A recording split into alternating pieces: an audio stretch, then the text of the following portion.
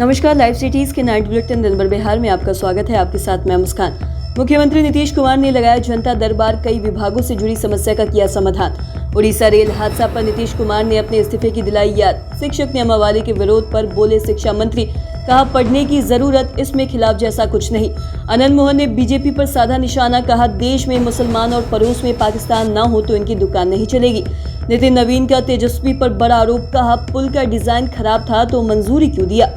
नीतीश कहकर दिखाए कि लालू और उनका परिवार भ्रष्टाचार है। प्रशांत किशोर का मुख्यमंत्री को बड़ा चैलेंज। जेडीयू एमएलसी राधाचरण सेठ के पटना सहित कई ठिकानों पर ईडी ने की छापेमारी। केंद्र की नई शिक्षा नीति के विरोध में आरजेडी का राजभवन मार्च, इनकम टैक्स चौराहे पर पुलिस ने रोका।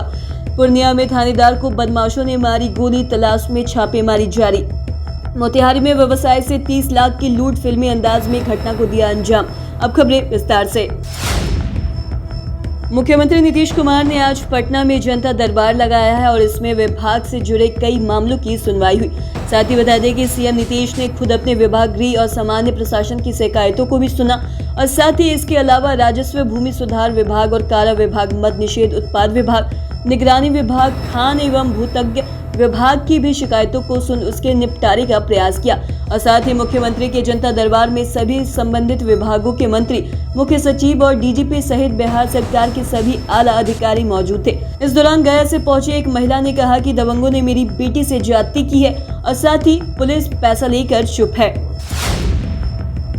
उड़ीसा रेल हादसा पर आज मुख्यमंत्री नीतीश कुमार ने अपने इस्तीफे का याद दिलाते हुए रेल मंत्री अश्विनी वैष्णव पर निशाना साधा है। इस दौरान सीएम नीतीश कुमार ने फिर एक बार अपने इस्तीफे का जिक्र किया जब वो रेल मंत्री थे और नीतीश कुमार ने कहा कि तब एक हादसे के बाद हमने तुरंत तत्कालीन प्रधानमंत्री अटल बिहारी वाजपेयी को अपना इस्तीफा दे दिया था और साथ ही अब मुझे इस पर कुछ नहीं कहना है। वर्तमान रेल मंत्री अश्विनी वैष्णव को इस ट्रिपल रेल हादसे के बाद इस्तीफा दे देना चाहिए या फिर नहीं। बता दें कि उड़ीसा के बालासोर में गुरुवार को हुए ट्रेन हादसे को लेकर देश भर में सियासत गरमाई हुई है और साथ ही केंद्र के नरेंद्र मोदी सरकार पर विपक्षी दल लगातार हमला भी कर रहे हैं। बिहार के शिक्षा मंत्री डॉक्टर चंद्रशेखर सिंह आज बक्सर पहुंचे। इस दौरान उन्होंने कहा कि जो टीचर्स नई शिक्षक नियमावली का विरोध कर रहे हैं, असल में उन्होंने नियमावली पढ़ी नहीं है। उन्होंने कहा कि शिक्षक नियमावली ऐसा कुछ भी नहीं है जिसमें शिक्षकों को अहित हो। साथ ही डॉक्टर चंद्रशेखर ने कहा कि शिक्षक नियमावली का विरोध करने वाले कौन लोग हैं, ये भी देखना होगा। जो लोग नियमावली का विरोध कर रहे हैं वो असली शिक्षक भी नहीं है। साथ ही नई शिक्षक नियमावली रोजगार देने वाली नियमावली है। इसी के तहत 1,78,000 शिक्षकों की बहाली का लक्ष्य रखा गया है। जो लोग बिहार में रोजगार के अवसर नहीं चाहते वो इसका विरोध कर रहे हैं। गया में बाहुबली पूर्व सांसद आनंद मोहन ने आज बीजेपी पर जमकर निशाना साधा है। इस दौरान उन्होंने कहा कि अगर देश में मुसलमान और पड़ोस में पाकिस्तान ना हो तो बीजेपी वालों की दुकान नहीं चलेगी और साथ ही उन्होंने आरोप लगाया कि मेरी छवि को धूमिल करने और साथ ही फिर से जेल भेजने की साजिश की जा रही है।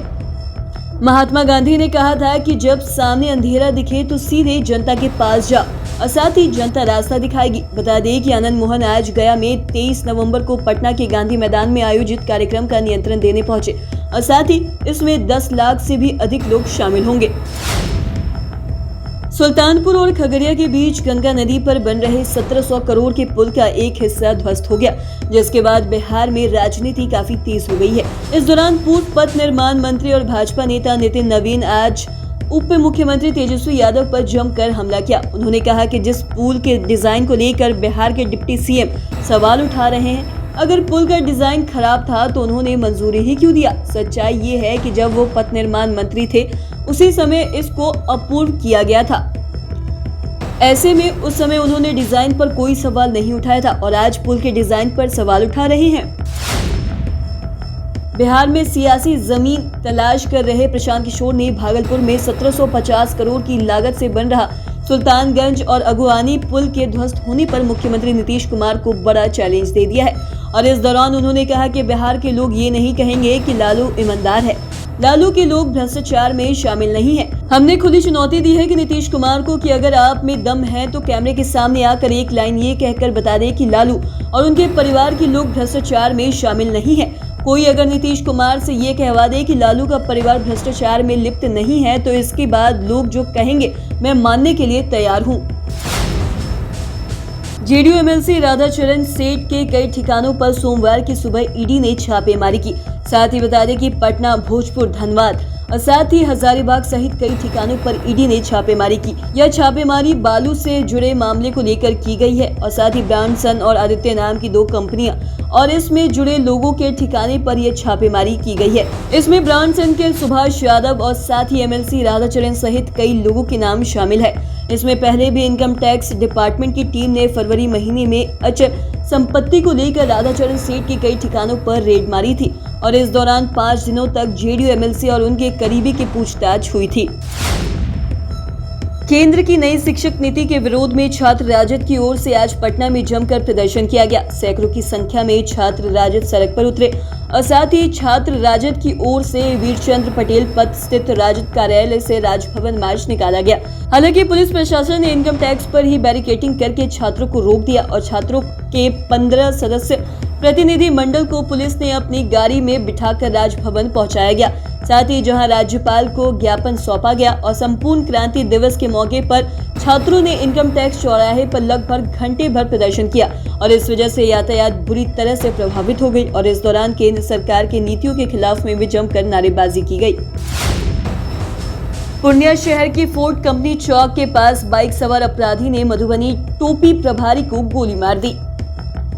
उन्होंने लाइन बाजार स्थित बड़े अस्पताल में भर्ती भी किया गया।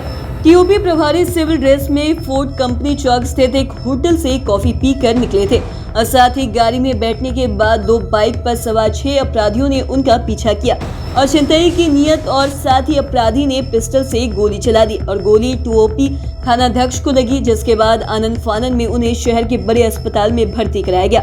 घटना की सूचना मिलते ही आईजी सुरेश प्रसाद चौधरी समेत कई थाने की पुलिस निजी अस्पताल पहुंची।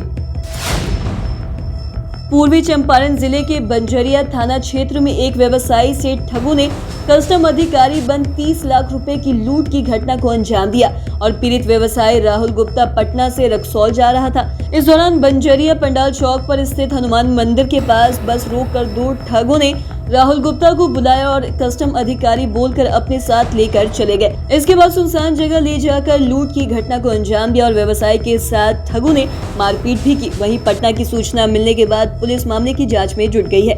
तो आज के इस वीडियो में इतना ही। अगर आपने अब तक हमारे चैनल को सब्सक्राइब नहीं किया तो तुरंत कर ले। साथ ही हमारे फेसबुक पेज को लाइक करें। वीडियो देखने के लिए आपका धन्यवाद।